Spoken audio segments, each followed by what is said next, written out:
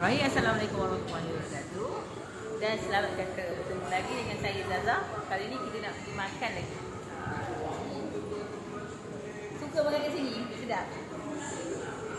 Hari ni nak makan siakap bakar.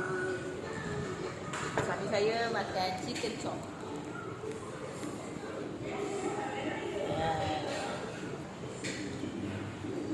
Ini namanya sediakan payung sebelum hujan.